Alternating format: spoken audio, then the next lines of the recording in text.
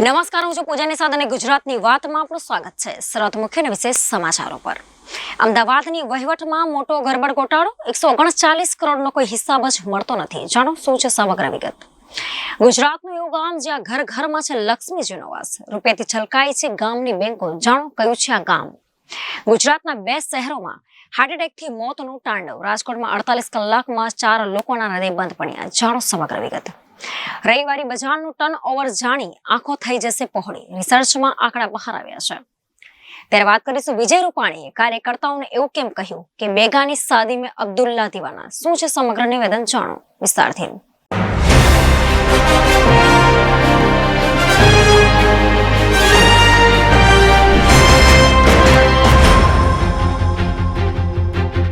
તો ગુજરાતની વાતમાં ચર્ચા, સમાચાર વિગતવાર.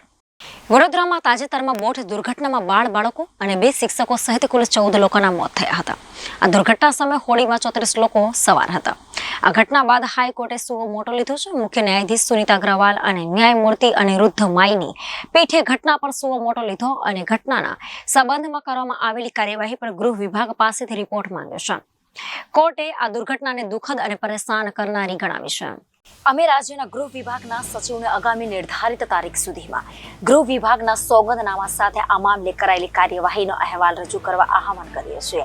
એડવોકેટ એસોસિએશનના પ્રમુખ બ્રિજેશ ત્રિવેદીએ ગુજરાત હાઈકોર્ટ સમક્ષ આ મામલો ઉઠાવ્યો હતો. આ સમય દરમિયાન તેમણે 19 જાન્યુઆરીની ઘટનાને લાગતા કેટલાક સમાચાર લેખો રજૂ કર્યા હતા. બેન્ચે સમાચાર લેખોની તપાસ કરી અને જાણવા મળ્યું હતું કે એક દુઃખદ ઘટના છે. ચીફ જસ્ટિસ અગ્રવાલે કહ્યું કે આ ન માત્ર ચોંકાવનારી પરંતુ સૌથી દુઃખદ ઘટનાઓમાંથી એક છે. કોઈ બેદરકારી ચલાવી લેવાય નહીં. તેમણે કહ્યું કે કાયદામાં ઉલ્લેખ કરાયેલા સુરક્ષાના માપદંડોનું પાલન કરી આ પ્રકારની ઘટનાઓ પર સરળતાથી અંકુશ લગાવી શકાય છે. આ સાથે કોર્ટે તે સમાચાર પરેશાન કરતા ગણાવ્યા જેમાં કહેવામાં આવ્યું હતું કે હોડીમાં સવાર બાળકોને લાઈફ જેકેટ આપવામાં આવ્યા ન હતા. તેવામાં આ સુરક્ષાના માપદંડોનો ભંગ કરવામાં આવ્યો છે. આ દુર્ઘટના તે સમય હતી જ્યારે લોકો પિકનિક મનાવવા જઈ રહ્યા હતા. આ દરમિયાન વડોદરાના હરણી તળાવમાં હોડી પલટી ગઈ અને 12 બાળકો સહિત કુલ 14 લોકોના મોત થયા હતા. ગુજરાત રાજ્યએ તેના સામાજિક, રાજકીય, ઔદ્યોગિક અને સાંસ્કૃતિક વિકાસ થકી દેશને હંમેશા નવી દિશા ચીંધી છે. આ ઉપક્રમને બરકરાર રાખતા ચાલુ વર્ષે રાજ્યના સાંસ્કૃતિક વારસાને ઉજાગર કરતા ડેબ્લો ઘોરડો ગુજરાતના સરહદી પ્રવાસની વૈશ્વિક ઓળખ વિશે આધારિતની ઝાંખી તારીખ 26 જાન્યુઆરી 2024ના રોજ નવી દિલ્હીના કર્તવ્ય પથ પર આયોજિત પ્રજાસત્તાક પર્વની રાષ્ટ્રીય પરેડમાં પ્રદર્શન કરવામાં આવશે. અંતે ઉલ્લેખનીય છે કે ઘોરડોનો યુનાઇટેડ નેશન વર્લ્ડ ટુરિઝમ ઓર્ગેનાઇઝેશન્સના બેસ્ટ ટુરિઝમ વિલેજ યાદીમાં તાજેતરમાં જ સમાવેશ કરવામાં આવ્યો છે. આ સરહદી ગામ તેની ખમીરાઈ અને વિકસિત ભારતની પરિકલ્પનાને મૂર્તિમંત કરવાની સાથે રાજ્ય અને દેશના સરહદી પ્રવાસનને ઉત્તેજન આપે છે. આ વર્ષે પ્રજાસત્તાક દિનની પરેડમાં 16 રાજ્યો અને કેન્દ્ર શાસિત પ્રદેશો અને કેન્દ્ર સરકારના વિવિધ વિભાગોની 9 ઝાંખીઓ મળીને કુલ 25 ટેબ્લોનું પ્રદર્શન કરવામાં આવશે. પ્રાપ્ત માહિતી અનુસાર 75માં પ્રજાસત્તાક પર્વની ઉજવણીમાં ફ્રાન્સના પ્રમુખ ઇમેન્યુઅલ મેક્રોન મુખ્ય અતિથિ તરીકે ઉપસ્થિત રહેશે. અમૃતકાળના આ પ્રથમ પ્રજાસત્તાક પર્વમાં પર્યાવરણીય, ભૌગોલિક અને કુદરતી વિષમતાઓથી ભરપૂર કચ્છના રણમાં આવેલું રાજ્યનું સરહદી ગામ ઘોરડો અનેક વિપરીત પરિસ્થિતિ છતાં પ્રવાસન ક્ષેત્રમાં સિરમોર સ્થળ બનીને બેઠું છે. તેનું ગુજરાતની આ ઝાંખી દ્વારા પ્રદર્શન કરવામાં આવ્યું છે. ગુજરાતની ભૌગોલિક સ્થિતિને ઝાંખીના આગળના ભાગમાં ફરતા ગ્લોબલમાં દર્શાવવામાં આવ્યું છે. સમગ્ર વિશ્વમાં ગુજરાતનો નકશો અને ભૂંગા તરીકે કચ્છી ઘરોથી ઓળખાતા ઘોરડોને દર્શાવવાની સાથે આ ટેબ્લોનું સ્થાનિક હસ્તકલા, રોગાન કલા, કચ્છી પરંપરાગત સંગીત અને કૌશલ્ય સહિતની બાબતોને દર્શાવવામાં આવશે. પરંપરાગત પહેરવેશમાં વિદેશી પ્રવાસીઓ ડિજિટલ રીતે પેમેન્ટ કરીને અહીંની કલાકૃતિઓને ખરીદતા પણ દર્શાવવામાં આવ્યું છે, જે આ ગામની પરંપરાની સાથે ડિજિટલ પ્રગતિને દર્શાવી રહી છે. પરંપરા, પ્રવાસન, ટેકનોલોજી અને વિકાસનો સુંદર સમન્વય સાધ્ય હોવાથી લીધે જ ઘોરડોને યુનાઇટેડ નેશન વર્લ્ડ ટુરિઝમ ઓર્ગેનાઇઝેશનના બેસ્ટ ટુરિઝમ વિલેજ યાદીમાં સામેલ કરવામાં આવ્યું છે, જે સાચા અર્થમાં વિકસિત ભારતની પરિકલ્પનાને સાકારિત કરે છે. આ ઉપરાંત ટેબ્લોમાં રણોત્સવ, ટેન્ટ સિટી અને કચ્છના વિવિધ ભરત ગૂંથણને દર્શાવવામાં નિદર્શનો રજૂ કરવામાં આવ્યા છે. ટેબ્લોમાં પરંપરાગત પોશાકમાં ગરબા કરતી મહિલાઓ ગુજરાતની ઐતિહાસિક સંસ્કૃતિથી પ્રતિનિધિત્વ કરી રહી છે. તાજેતરમાં યુનેસ્કોએ ગુજરાતના ગરબાને અમૃત સાંસ્કૃતિક વારસામાં સામેલ કર્યા છે, જે દરેક ગુજરાતી તેમજ ભારતીયો માટે ગર્વની વાત છે. गुजरात का इस बार का जो टेब्लो है उसका थीम है धोरडो। एक ऐसा गांव है जो कि ग्लोबल आइकन बना हुआ है टूरिज्म, बॉर्डर टूरिज्म का। So Dhordo is a global icon of border tourism, that is our theme. और इस थीम को ध्यान में रखते हुए हम लोगों ने धोरडो का जो विकास हुआ है टूरिज्म क्षेत्र में उसको दर्शाने का प्रयास किया है। देखिए, ये ऐसा गांव है जिसमें 3 महत्वपूर्ण चीजों का एक संयोग बना हुआ है, जिसमें ट्रेडिशन है, टूरिज्म है और टेक्नोलॉजी है। देखिए, ट्रेडिशन आप देख रहे हैं हमारे टेब्लो के जरिए हम लोगों ने उसको दर्शाने का कोशिश किया है। एट द सेम टाइम यहाँ जो रणोत्सव हो रहा है, और रणोत्सव के कारण न सिर्फ गुजरात देश के और बाहर के यानी कि विदेश के बहुत सारे सैलानी यहाँ की कला और संस्कृति का लुत्फ उठाने के लिए आते रहे हैं। और रणोत्सव आप जानते हैं कि हर नवंबर से लेकर के फरवरी 4 महीने तक चलता है। इसके साथ यहाँ के जो बुंगा है, जो एक ट्रेडिशनल घर है यहाँ के लोगों का, वो और बाकी सारे जो सांस्कृतिक विरासतें हैं उनका भी लोग बहुत मजे से आनंद लेते हैं। और टेक्नोलॉजी में कहूँगा क्योंकि यहाँ अब सारी सिस्टम जो है पेमेंट्स की यूपीआई के जरिए होना शुरू हो गए, तो गांव के लोग इतने ज्यादा समझदार और आत्मनिर्भर हो गए अपनी कला के जरिए कि इसका जो पूरा रिकग्नाइजेशन है, मैं कहूँगा कि United Nations World Tourism Organization UNWTO द्वारा बेस्ट विलेजेस की सूची में इसको शामिल किया गया है। एट द सेम टाइम आप जो गरबा अभी देख रहे हैं, इसी साल यूनेस्को जो है उसने इंटेंजिबल कल्चरल हेरिटेज की सूची में भी गरबा को शामिल किया है। तो यूनाइटेड नेशंस के 2 रिकग्नाइजेशन इस बार गुजरात को मिले हैं और विकसित भारत की जो संकल्पना हमारी 2047 की है उसमें बखूबी जो है इसमें शामिल हो सकता है।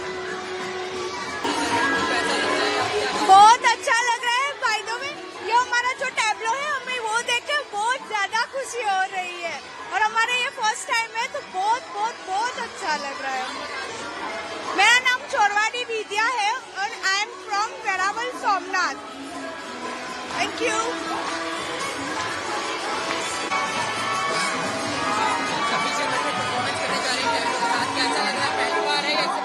नहीं, पहली बार है ये मेरा और मैं कॉलेज की स्टूडेंट हूँ और बहुत ज्यादा अंदर से गर्व हो रहा है कि मेरे को चूज करा गया है कि मैं जा रही हूँ वहाँ पे 26वीं जनवरी के परेड में। बहुत ज्यादा खुश हूँ मैं। मेरा नाम जिमी है और मैं मिल्क सिटी आनंद से आई हूँ और मैं सरदार पटेल यूनिवर्सिटी में पढ़ती हूँ, डिपार्टमेंट ऑफ सोशल वर्क में। Thank you.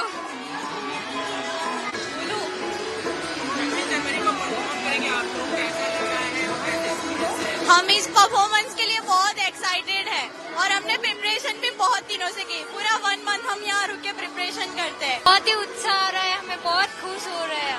बहुत मजा आएगा कि हम टेब्लो लेके गुजरात को रिप्रेजेंट करने जा रहे हैं। हमें कच्छ को रिप्रेजेंट करने का मौका मिला है।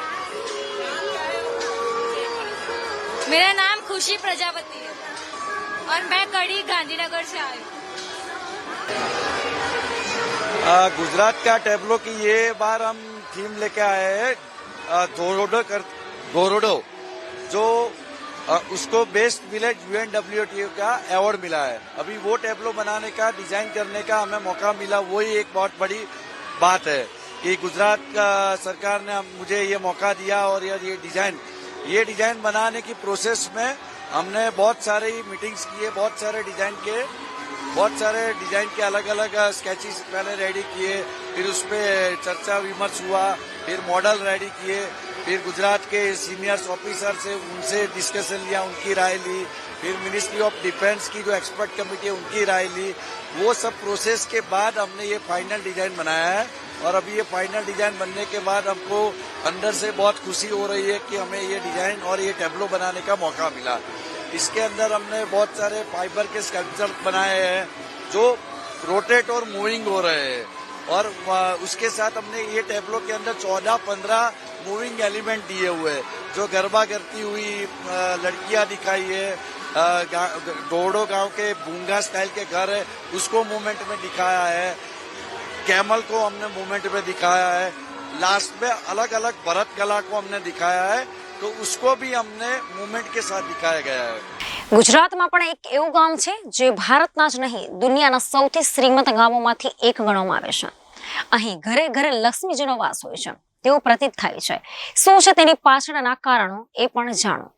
બેંક ડિપોઝિટ મામલે દુનિયાના સૌથી અમીર ગામોમાંથી એક ગામ ભારતમાં છે. જ્યાં આપણને જાણીને હેરાની થશે કે ગુજરાતના કચ્છ જિલ્લાના માધાપરમાં લગભગ 7,600 ઘર છે અને 17 બેંક છે. આ તમામ ઘરના માલિક મોટા ભાગે યુકે, કેનેડા, અમેરિકા સહિતમાં વસવાટ કરે છે. સ્વિમિંગ પુલ થી લઈને શોપિંગ મોલ સુધી આ ગામ એટલું સમૃદ્ધ છે કે દુનિયાભરથી લોકો આ ગામને જોવા માટે આવે છે. આ ગામમાં પ્લે સ્કૂલ થી લઈને ઇન્ટર કોલેજ સુધી હિન્દી અને ઇંગ્લિશ મીડિયમ ભણતર પૂરું પાડવામાં આવે છે. આ ગામમાં શોપિંગ મોલ છે જ્યાં દુનિયાભરની બ્રાન્ડેડ વસ્તુઓ મળી રહે છે. આ ગામમાં તળાવ પણ છે અને બાળકો માટે સ્વિમિંગ પુલની પણ વ્યવસ્થા કરવામાં આવી છે. માહિતી અનુસાર આ ગામની 17 બેંકમાં કુલ 5,000 કરોડ રૂપિયા જમા થયેલા છે. મોટા ભાગે અહીંના લોકો ભારતના બીજા શહેરોમાં જવાની તુલનામાં વધુ London, Canada, Kenya, Uganda, Mozambique, દક્ષિણ આફ્રિકા સહિતમાં જાય છે અને ત્યાં જ વસી જાય છે. સૌથી મોટી વાત તો એ છે કે અહીંના લોકો ગામથી બહાર ગયા પરંતુ ગામને હંમેશા પકડીને રાખ્યું છે. ગામથી તેમનો સંપર્ક હંમેશા રહ્યો છે. માધાપર ગામના લોકો વિદેશમાં રૂપિયા કમાઈને ગામમાં જમા કરે છે. આ ગામના બધા જ ઘરમાંથી 2 લોકો વિદેશમાં વસવાટ કરે છે. કૃષિ ક્ષેત્રની સમૃદ્ધિમાં મોટી ભૂમિકા છે અને અધિકાંશ કૃષિ સામાન મુંબઈ મોકલવામાં આવે છે. આ ગામના લોકો હજુ પણ ખૂબ ખેતી કરે છે. કોઈ પણ વ્યક્તિએ પોતાના ખેતર નથી વેચ્યા. ગામના અત્યાધુનિક ગૌશાળા પણ છે. ગામમાં કોમ્યુનિટી હોલ પણ છે. ગામની પોસ્ટ ઓફિસમાં 200 કરોડ રૂપિયાની એફડી છે. 1968માં લંડનમાં માધાપર વિલેજ એસોસિએશનના નામક એક સંગઠનનું ગઠન કરવામાં આવ્યું હતું. આ ઓફિસ એટલા માટે શરૂ કરાઈ હતી જેથી કરીને માધાપર ગામના લોકો એકબીજાને મળી શકે. એવી જ રીતે ગામના એક કાર્યાલય પણ ખોલવામાં આવ્યું હતું જેથી કરીને લંડનથી સીધો સંપર્ક થઈ શકે. માધાપરના મોટા ભાગના લોકો વિદેશમાં સ્થાયી થયા છે. ગામના લોકો બ્રિટન, કેનેડા, અમેરિકા, આફ્રિકા અને ગલ્ફ દેશોમાં સ્થાયી થયા છે. પરંતુ આ લોકોએ ક્યારેય તેમના ગામની કાળજી લેવાનું બંધ કર્યું નથી. વિદેશમાં સ્થાયી થયેલા લોકોએ અઢળક કમાણી કરી અને પોતાના પરિવારો અને ગામને સમૃદ્ધ બનાવ્યું છે. આ ઉપરાંત વિદેશમાં સ્થાયી થયેલા લોકો ગામના વિકાસ માટે પૈસા મોકલવાની સાથે ગામના વિકાસની પણ જવાબદારી લે છે. ગુજરાતના 2 મોટા શહેરોમાં હાર્ટ એટેક તાંડવ કરી રહ્યો છે. રાજકોટ અને સુરત શહેરમાં રોજ કોઈને કોઈ હાર્ટ એટેકથી જીવ ગુમાવી રહ્યો છે. આ 2 શહેરોમાં હાર્ટ એટેકથી સૌથી વધુ મોતના ખબર આવી રહ્યા છે. ત્યારે રાજકોટમાં છેલ્લા 48 કલાકમાં 4 લોકોના હૃદય બંધ પડી ગયા હતા અને તેઓ મોતને ભેટ્યા છે. રાજકોટમાં છેલ્લા 48 કલાકમાં 4 લોકોના હૃદય બંધ પડી જતા મોત નીપજ્યા હતા. 2 યુવકો જેમાં એક 24 વર્ષ અને બીજો 28 વર્ષનો છે તો 2 મધ્યમ વર્ષના લોકોને હૃદય બંધ પડી ગયા હતા. એક 46 વર્ષના અને બીજા 47 વર્ષના શખ્સોનું હૃદય બંધ પડી જતા મોત નીપજ્યું હતું. ગુજરાતમાં ચિંતાજનક રીતે હાર્ટ એટેકની ઘટનાઓ વધી રહી છે. સૌથી ડરામણી માહિતી છે કે રાજ્યમાં દર 7 મિનિટે એક વ્યક્તિ હાર્ટ એટેકનો ભોગ બની રહ્યો છે. જી હા, 108 ઇમરજન્સીના આંકડામાં આ મોટો ખુલાસો થયો છે. આ આંકડા કહે છે ગુજરાતમાં દર 7 મિનિટે હૃદય રોગનો એક વ્યક્તિ ભોગ બની રહ્યો છે. એટલે કે હાર્ટ એટેક તો કોરોના કરતા પણ ખતરનાક કહી શકાય. ગુજરાતીઓએ કોરોનાથી નહીં પરંતુ હાર્ટ એટેકથી સાવચેત રહેવાની જરૂર છે. હાર્ટ એટેક માટે લાઇફસ્ટાઇલ, ફાસ્ટ ફૂડ, માનસિકતા, તણાવ જવાબદાર છે. 108 ઇમરજન્સીના આંકડા અનુસાર વર્ષ 2023માં રાજ્યમાં હૃદય રોગના કુલ 72,573 કેસ નોંધાયા હતા. જેમાં સુરત, વડોદરા 31%, રાજકોટમાં 42% અને અમદાવાદમાં 28% કેસ નોંધાયો હતો. 42%ના વધારા સાથે રાજકોટ ટોચ પર છે. સતત વધી રહેલા હાર્ટ એટેકની ઘટના સામે ચિંતા વ્યક્ત કરવાનો સમય આવી ગયો છે. લોકોને સ્વાસ્થ્યનું ધ્યાન રાખવા ડોક્ટર સૂચના આપી રહ્યા છે. 2018માં 53,700 હૃદય રોગના કેસ નોંધાયા હતા. 2019માં 63,628 હૃદય રોગના કેસ નોંધાયા હતા. 2020માં 44,797 હૃદય રોગના કેસ નોંધાયા હતા. 2021માં 42,555 હૃદય રોગના કેસ નોંધાયા હતા. ત્યારે 2022માં 56,277 હૃદય રોગના કેસ નોંધાયા હતા. 2023ની વાત કરીએ તો 72,573 હૃદય રોગના કેસ નોંધાયા હતા. ગુજરાતમાં હૃદય રોગની બીમારીમાં છેલ્લા 1 વર્ષમાં સતત વધારો થઈ રહ્યો છે. હજારો લોકો હાર્ટ એટેકથી મૃત્યુ થયાનું સામે આવી રહ્યું છે. 108 તાજેતરમાં જ હૃદય રોગના આંકડા જાહેર કર્યા છે. 108 વર્ષ 2023માં 72,573 હૃદય રોગને લાગતી ઇમરજન્સી હેન્ડલ કરી. છેલ્લા 6 વર્ષ એટલે કે વર્ષ 2018 થી 2023 સુધીમાં કેટલા કેસ નોંધાઈ ચૂક્યા છે. તાજેતરમાં જ ભૂપેન્દ્ર પટેલ સરકાર દ્વારા ગિફ્ટ સિટીમાં લીકર પરમિટની છૂટછાટ આપવામાં આવી હતી. ત્યારે ત્યાં કંપનીઓમાં નોકરી કરતા કર્મચારીઓ માટે ટ્રાન્સપોર્ટેશન માટે અનેક રજૂઆત બાદ માત્ર પણ બસો મૂકવામાં આવી હતી. ત્યારે અનેક રજૂઆતો છતાં ટ્રાન્સપોર્ટની કોઈ વ્યવસ્થા ન કરવામાં આવતા લોકોને મુશ્કેલી મુકાઈ છે. વડાપ્રધાન નરેન્દ્ર મોદીના ડ્રીમ પ્રોજેક્ટ ગિફ્ટ સિટીમાં સરકારે તાજેતરમાં જ દારૂની છૂટ આપી છે, પરંતુ કર્મચારીઓની અવર જવર માટે ટ્રાન્સપોર્ટેશનની કોઈ જ વ્યવસ્થા નથી. અનેક રજૂઆતો અને ફરિયાદો બાદ થોડો સમય પહેલા માત્ર 3 બસ મુકાઈ હતી. હવે સરકારનો દાવો છે કે ટૂંક સમયમાં જ ગિફ્ટ સિટી સુધી મેટ્રો ટ્રેનને દોડાવશે. હકીકત એ છે કે અહીં અંદાજે 20,000 જેટલા કર્મચારીઓ નોકરી કરી રહ્યા છે. જો મેટ્રો ટ્રેન ચાલુ કરાશે તો પણ સમસ્યાનું સમાધાન થવાનું નથી. રોકાણ અને ફાઇનાન્સના વ્યવસાયમાં ગુજરાત મહત્વની ભૂમિકા નિભાવે છે. તે હેતુથી 2007-2008માં તત્કાલીન મુખ્યમંત્રી મોદીએ ગિફ્ટ સિટીનો પ્રોજેક્ટ શરૂ કર્યો હતો. હાલમાં અહીં 20થી વધુ બિલ્ડિંગો, એક હોટલ, એક ક્લબ છે. હોટલમાં 300 રૂમો છે. ગિફ્ટ સિટીમાં 20,000 જેટલા કર્મચારીઓ, અધિકારીઓ નોકરી કરી રહ્યા છે. અમેરિકન બેંક, માઇક્રોસોફ્ટ સહિત અનેક કંપનીઓની ઓફિસો અહીં શરૂ થઈ ગઈ છે. અનેક આઈટી કંપનીઓએ પોતાની કામગીરી શરૂ કરી દીધી છે. ઉપરાંત NSE, BSE કચેરીઓ પણ ધમધમી રહી છે. ત્યારે 20 જેટલા ટાવરોમાં પ્રોફેશનલ કામગીરી થઈ રહી છે. ગિફ્ટ સિટીમાં કામ કરી રહેલા મોટા ભાગના કર્મચારીઓ અમદાવાદથી અપડાઉન કરી રહ્યા છે, પરંતુ તેમના માટે ટ્રાન્સપોર્ટેશનની યોગ્ય વ્યવસ્થા નથી. ભારે હાલાકી ભોગવી પડી રહી છે. ખુદ ગિફ્ટ સિટી દ્વારા પણ સરકારમાં ટ્રાન્સપોર્ટેશનની વ્યવસ્થા કરવા માટે અનેકવાર રજૂઆત થઈ હતી. આખરે સરકાર દ્વારા 3 બસની સુવિધા ઊભી કરવામાં આવી હતી, પણ આનાથી સમસ્યા દૂર થઈ નથી. બીજી બાજુ 2024થી ગિફ્ટ સિટીના બીજા તબક્કાનો પ્રારંભ થવાનો, એટલે કે હજુ અહીં વધુ લોકોની અવરજવર થવાની છે. એવી સ્થિતિમાં મેટ્રો ટ્રેન ચાલુ કરાશે તો પણ લોકોની તકલીફો દૂર થવાની નથી. ગિફ્ટ સિટીમાં આવેલી દલાલ સ્ટ્રીટ બિલ્ડિંગના સેક્રેટરી અનિલ શાહે જણાવ્યું હતું કે અમે અનેક વખત આ સંદર્ભમાં સરકારનું ધ્યાન દોર્યું છે. ગિફ્ટ સિટીના ચેરમેન અને મુખ્યમંત્રીના મુખ્ય સલાહકાર હસમુખ અઢિયા સમક્ષ પણ રજૂઆત કરી છે કે તાત્કાલિક રીતે યોગ્ય ટ્રાન્સપોર્ટેશનની વ્યવસ્થા કરાવો. બસોની સુવિધા નહીં હોવાના કારણે હજારો કર્મચારીને ભારે મુશ્કેલીનો સામનો કરવો પડી રહ્યો છે. હસમુખ અઢિયાએ યોગ્ય કાર્યવાહી કરવાની ખાતરી આપી છે. રવિવારે માર્કેટનું નામ પડે એટલે આપણે સૌથી પહેલા સસ્તી વસ્તુનો વિચાર કરીએ છીએ. હવે વિચારો કે જ્યાં સસ્તી વસ્તુ મળતી હોય ત્યાં ટ્રાફિક કેવો હોય અને ગ્રાહક કેવી હોય. તમને રાજકોટ જ રવિવારે માર્કેટનું ટર્ન ઓવર વિશે જણાવ્યું હતું. એક દિવસનું ટર્ન ઓવર અહીંયા 4 થી 5 કરોડ રૂપિયાનું થાય છે, જ્યારે મહિનાનું ટર્ન ઓવર 12 થી 15 કરોડ રૂપિયાનું થાય છે. ત્યારે રાજકોટના ડોક્ટર હિરેન મહેતા દ્વારા એક માઇક્રો એન્ટરપ્રિન્યોર પર રિસર્ચ કરવામાં આવ્યું છે. ડોક્ટર હિરેનભાઈ દ્વારા રાજકોટની રવિવારી માર્કેટ પર માઇક્રો એન્ટરપ્રિન્યોર રિસર્ચ કરવામાં આવ્યું હતું.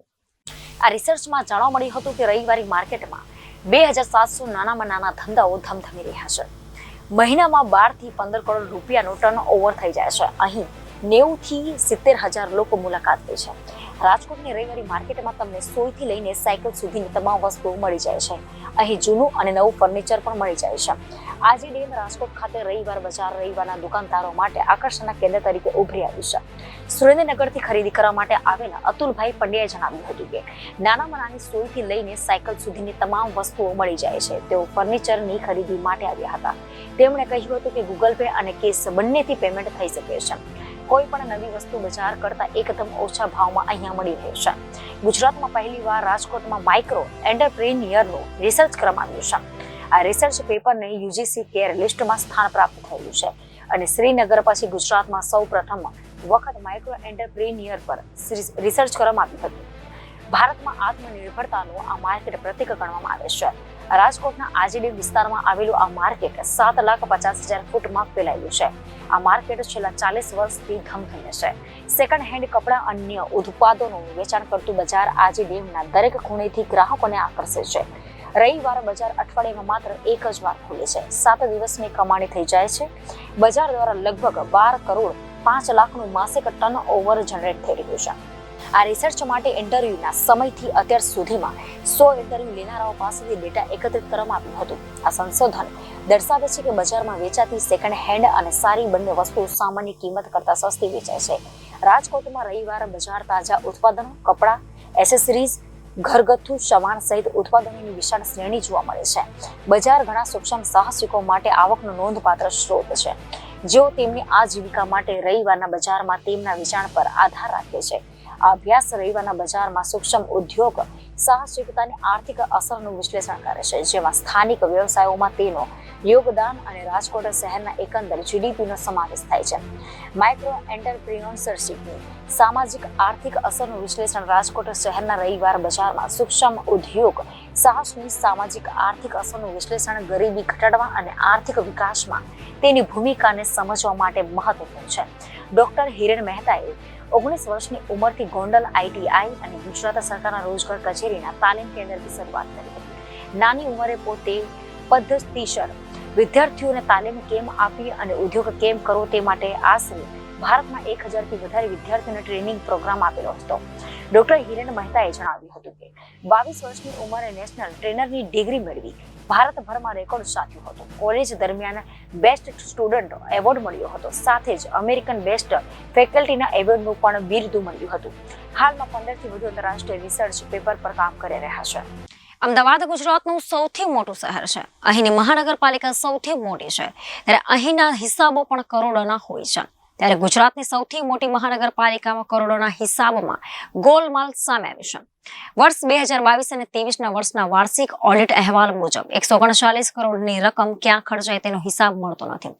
આ રકમ ક્યાં ગઈ તેની કોઈ નોંધ નથી. આ ગંભીર ભૂલ છે કે કૌભાંડ છે તે તપાસનો વિષય છે. 11 જાન્યુઆરીએ મળેલી મ્યુનિસિપલ કોર્પોરેશનની સ્ટેન્ડિંગ કમિટીની બેઠકમાં મ્યુનિસિપલ કોર્પોરેશનના ચીફ ઓડિટર દ્વારા વર્ષ 2022 અને 23ના રજૂ કરવામાં આવેલા વાર્ષિક ઓડિટ અહેવાલને રજૂ કરાયો હતો. જેમાં આ ખુલાસો થયો હતો કે અહેવાલમાં વેપારી અને કોન્ટ્રાક્ટરની એડવાન્સીસની ઉધાર બાકી રૂપિયા 128 કરોડ 97 લાખ તથા અગાઉથી ચૂકેલ રૂપિયા 10 કરોડ 65 લાખ મળી રૂપિયા 139 કરોડની રકમ ક્યાં ચોરાઈ ગઈ, ક્યાં ખર્ચાઈ તેનો હિસાબ મળતો નથી. જે તે ખાતા દ્વારા સમયસર જમા ખર્ચી કરવામાં આવતો નથી. કોર્પોરેશનના બુક્સમાં જે તે સમયનો સાચો ખર્ચ પાડવામાં આવતો નથી તેવું કહી શકાય એવી ગંભીર નોંધ મ્યુનિસિપલ ચીફ ઓડિટરે મૂકી છે. સામાન્ય માણસ પસીનાનું પાણી કરીને ટેક્સ ભરે છે, પરંતુ બીજી તરફ AMCનો અડઘટ વહીવટ સામે આવ્યો છે. જે હિસાબોની રકમ ગાયબ છે તે કોઈ નાના સૂની રકમ નથી. ઓડિટરના અહેવાલમાં જણાવ્યું હતું કે વર્ષ 2021 અને 22ના વાર્ષિક હિસાબમાં 31 માર્ચ 2022ની સ્થિતિ વેપારી અને કોન્ટ્રાક્ટરની એડવાન્સીસ ઉધાર બાકી રૂપિયા 128 કરોડ 97 લાખ તથા અગાઉથી ચૂકવેલ ખર્ચની ઉધાર બાકી રૂપિયા 10 કરોડ 65 લાખ જેવી મોટી રકમ ઘણા લાંબા સમયથી એડવાન્સ તરીકે ખેંચાય છે. જે પૈકી જેટલો ખર્ચ થયો હોય તેટલી રકમની જે તે ખર્ચના હેડમાં જમા ખર્ચી કરાવવી જોઈએ, જે સમયસર કરવામાં આવેલ નથી. સુરત શહેરના લાલગેટ વિસ્તારમાં આવેલા પ્રવીણ કુમાર એન્ડ આંગડિયા પેઢીમાંથી રૂપિયા 88 લાખ લઈને નીકળેલા યુવકને મોટરસાયકલ પર આવેલો વ્યક્તિ પિસ્તોલ જેવું હથિયાર બતાવી અપહરણ કરી તેની પાસેથી રૂપિયા 88 લાખની લૂંટ ચલાવી હતી, જેની ઘટના સામે આવી હતી. આ મામલે સુરત ક્રાઇમ બ્રાન્ચે 2 આરોપીને ઝડપી પડ્યા છે.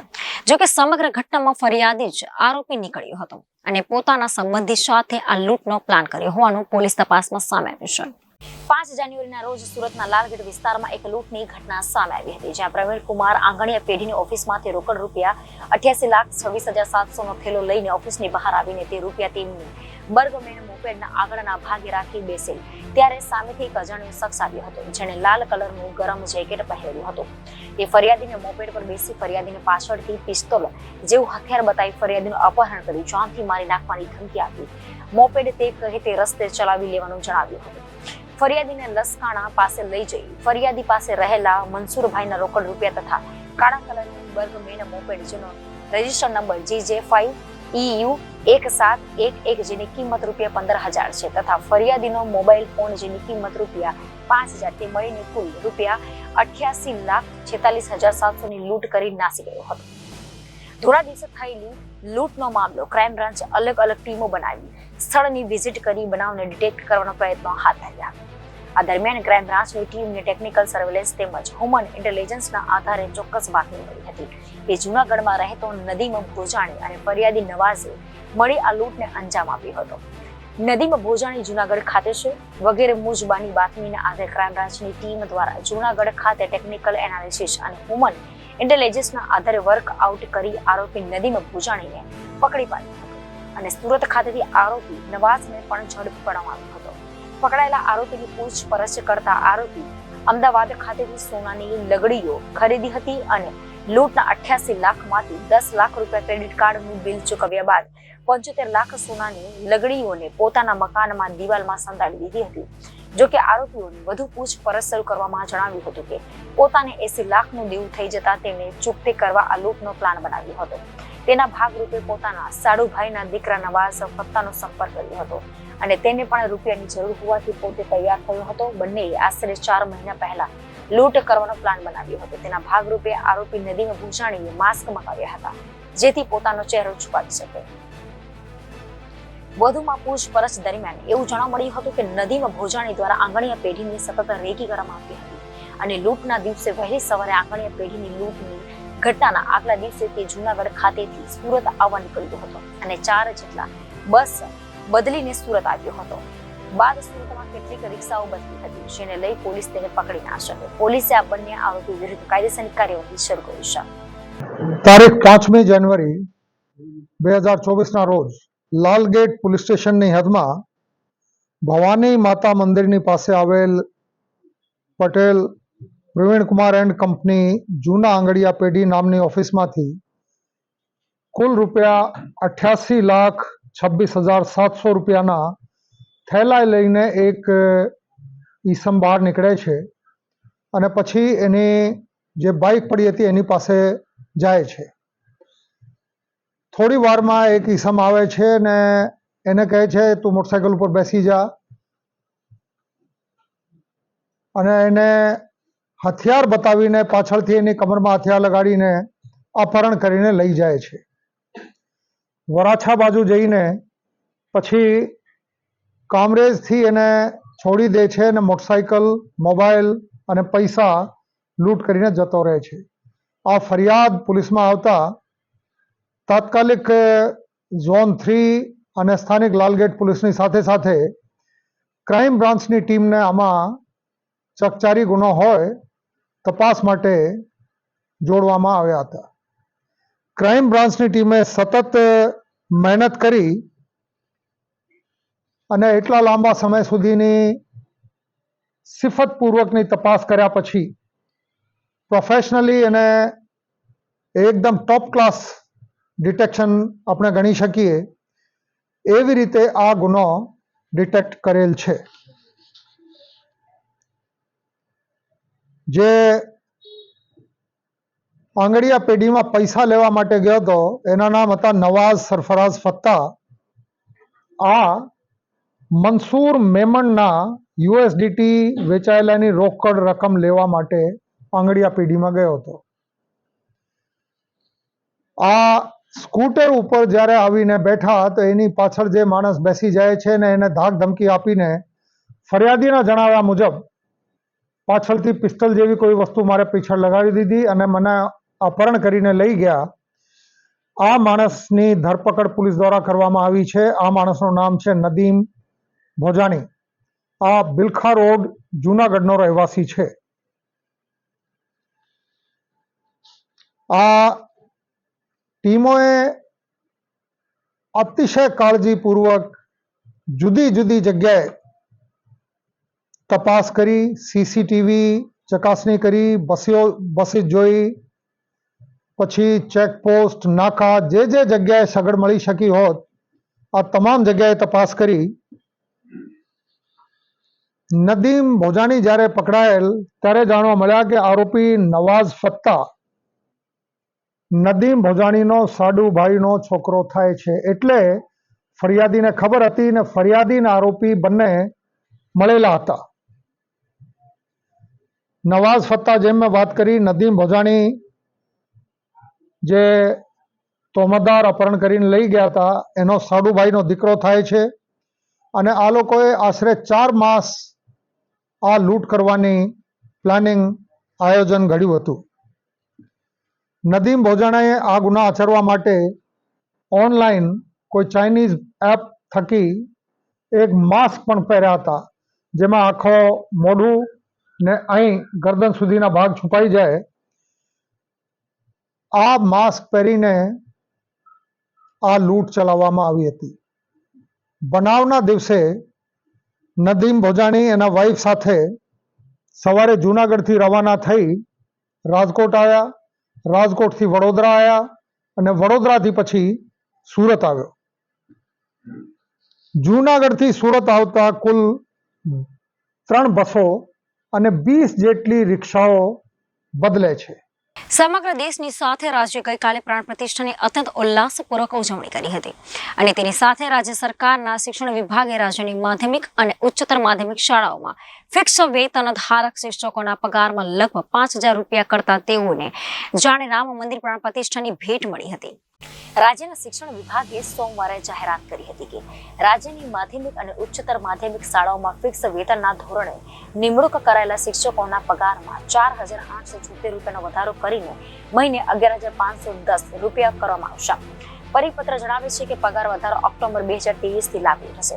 તેમાં જણાવ્યું હતું કે આ નિર્ણયથી 6,668 શિક્ષકોને ફાયદો થશે. સૂત્રોએ જણાવ્યું છે કે 23 ઓક્ટોબર 2023ના રોજ રાજ્યના નાણાં વિભાગે એક જાહેરનામું બહાર પાડ્યું હતું કે રાજ્ય સરકાર દ્વારા વર્ગ 2 અને વર્ગ 3ની જગ્યાઓ પર ફિક્સ પેના ધોરણે સીધી ભરતી કરાયેલા કર્મચારીઓમાં વધારો કરવામાં આવશે. આ સૂચના પછી શાળાઓના રાજ્ય નિયામકને દરખાસ્ત કરી કે રાજ્યની ગ્રાન્ટ ઇન એઇડ માધ્યમિક અને ઉચ્ચતર માધ્યમિક શાળાઓમાં ફિક્સ પે શિક્ષણ અને બિન શિક્ષણ કર્મચારીઓને સમાન લાભોનો વિસ્તાર કરવામાં આવે. હવે દરખાસ્તને અંતિમ સ્વરૂપ આપવામાં આવ્યું છે. પરિપત્રમાં જણાવવામાં આવ્યું છે કે 16,224 રૂપિયાના માસિક વેતન પર ભરતી કરાયેલા ફિક્સ પગારવાળા શિક્ષકોને રૂપિયા 21,100 મળશે. જેમને રૂપિયા 19,950 મળ્યા છે તેમણે હવે રૂપિયા 26,000 પ્રતિ માસ મળશે. 31,340 રૂપિયાનો પગાર મેળવનારા શિક્ષકોને હવે 40,800 મળશે. 38,090 રૂપિયા ને 49,600 માટે હકદાર રહેશે. રાજ્યના શિક્ષણ પ્રધાન કુબેર ડિંડોરે માઇક્રો બ્લોગિંગની સાઇટ એક્સ પર નિર્ણયથી જાહેરાત કરી છે. કેન્દ્રીય ગૃહમંત્રી અમિત શાહ અને ભાજપના રાષ્ટ્રીય અધ્યક્ષ જેપી નડ્ડા ગુજરાતના પ્રવાસે છે. આજે ગાંધીનગર લોકસભા બેઠકની ઓફિસનું ઉદ્ઘાટન કરશે. ભાજપે 2024ની ચૂંટણીમાં ફરી ક્લીન સ્વીપ માટે તૈયારી કરી છે. ત્યારે આ પ્રસંગે પૂર્વ મુખ્યમંત્રી વિજય રૂપાણીએ બેગાની સાદી મેં અબ્દુલ દીવાનાનું નિવેદન આપ્યું છે. રામ મંદિરના પ્રાણ પ્રતિષ્ઠા મહોત્સવ પૂરો થતા જ આજે ભાજપ લોકસભા ચૂંટણી મોડમાં આવી ગયું છે. ભાજપના દિગ્ગજ નેતાઓની આજે અમદાવાદમાં ઉપસ્થિતિ છે. આજે ગુજરાતની તમામ 26 લોકસભા બેઠક મુજબ મધ્યસ્થ ચૂંટણી કાર્યાલયની શરૂઆત થશે. ભાજપના રાષ્ટ્રીય પ્રમુખ જેપી નડ્ડા પોતે અમદાવાદમાં ઉપસ્થિત રહેશે. ગાંધીનગર સાંસદ અને કેન્દ્રીય ગૃહમંત્રી અમિત શાહના ચૂંટણી કાર્યાલયનું જેપી નડ્ડા ઉદ્ઘાટન કરશે. થલતેજ એસજી હાઈવે સ્થિત અમિત શાહના નિવાસ સ્થાન નજીક જ કાર્યાલય બનાવવામાં આવ્યું છે. ત્યારે રાજકોટમાં પણ લોકસભા કાર્યાલયનું ઉદ્ઘાટન કરાયું. ત્યારે આ પ્રસંગે પૂર્વ મુખ્યમંત્રી વિજય રૂપાણીએ બેગાની સાદી મેં અબ્દુલ્લા દીવાના નિવેદન આપ્યું હતું. રાજકોટ ભાજપે લોકસભા ચૂંટણીની તૈયારીઓ શરૂ કરી દીધી છે. લોકસભા ચૂંટણીના મધ્યસ્થ કાર્યાલયનું આજે રાજકોટમાં ઉદ્ઘાટન થયું છે. ત્યારે આ પ્રસંગે પૂર્વ મુખ્યમંત્રી વિજય રૂપાણીનું મોટું નિવેદન સામે આવ્યું છે. વિજય રૂપાણીએ કાર્યકર્તાઓને સંબોધતા કહ્યું કે ભારતીય જનતા પાર્ટી જ એવી છે કે જ્યાં કોઈ વ્યક્તિથી પાર્ટી નથી. ભાજપ જ આવું કરી શકે કે ઉમેદવાર નક્કી નથી થયા ત્યાં કાર્યાલય ખુલી જાય છે. કાર્યકર્તાઓ ભાજપમાં જેની ટિકિટ મળે તેને ચૂંટવા તૈયાર થઈ જાય છે. બીજી પાર્ટીઓમાં તો ઉમેદવારનું નામ જાહેર થાય અને પછી કાર્યાલય ખુલે છે. ઉમેદવારોના નામ જાહેર થયા પછી જ કાર્યકર્તાઓ નારાજ પણ થઈ જાય છે. બેગાની સાદીમાં અબ્દુલ્લા દીવાના જેવું છે. ખબર ન હોય કે કોના લગ્ન છે છતાં કાર્યકર્તાઓ કામે લાગી જાય છે. ઉમેદવાર કોઈ પણ આવે પણ કાર્યકર્તાઓ સામે લાગી જાય છે. પૂર્વ મુખ્યમંત્રીએ વધુમાં જણાવ્યું હતું કે કોણ ઉમેદવાર છે તે નક્કી ન હોય અને કાર્યાલય શરૂ થઈ જાય આ ભારતીય જનતા પાર્ટીમાં જ શકે છે. બીજી પાર્ટીઓમાં તો વિરોધીઓ પોતાના ઉમેદવાર હરાવવા નીકળે છે. આ ચૂંટણી એટલા માટે મહત્વની છે કે દેશ બદલાઈ રહ્યો છે. આજે ભારત ઈંટનો જવાબ પથ્થરથી આપે છે. બેગાની સાદી મેં અબ્દુલ્લા દીવાના આજે ભાજપના કાર્યકર્તાને ખબર ન હોય ઉમેદવાર કોણ છતાં કામે લાગી જાય છે. કોંગ્રેસ વાળાઓ લડવાની હિંમત ન કરે, ઉમેદવારો ન મળે તેવી તૈયારીઓ કરે તો ભાજપના વરિષ્ઠ નેતા વજુભાઈ વાળાએ કાર્યકર્તાઓ સંબોધન કરતા જણાવ્યું કે અમે ગવર્નર હતા તેઓ ક્યારેય અહેસાસ રાખ્યો નથી. હજુ પણ અને કોંગ્રેસના ધારાસભ્યો ખરવાના છે. નરેન્દ્રભાઈ મોદી પાછા ત્રીજી વાર દિલ્હી મોકલવાના છે. ને વજુભાઈ વાળા કોંગ્રેસ પર આકરા પ્રહારો કરતા કહ્યું કે નરેન્દ્રભાઈએ કહ્યું હતું કે આ દેશમાં ખતરનાક સંસ્થા હોય તો કોંગ્રેસ છે. તેના મૂળિયા ઉખેડી નાખવા છે. કોંગ્રેસમાં એકલા હાથે ચૂંટણીઓ નથી લડાતી એટલે તેમણે શંભુ મેળો ભેગો કર્યો છે. આ શંભુ મેળાને આપણે ભેગા થઈને જૂનાગઢ લોકસભાની તળેટીમાં યાત્રાએ મોકલવાનો છે.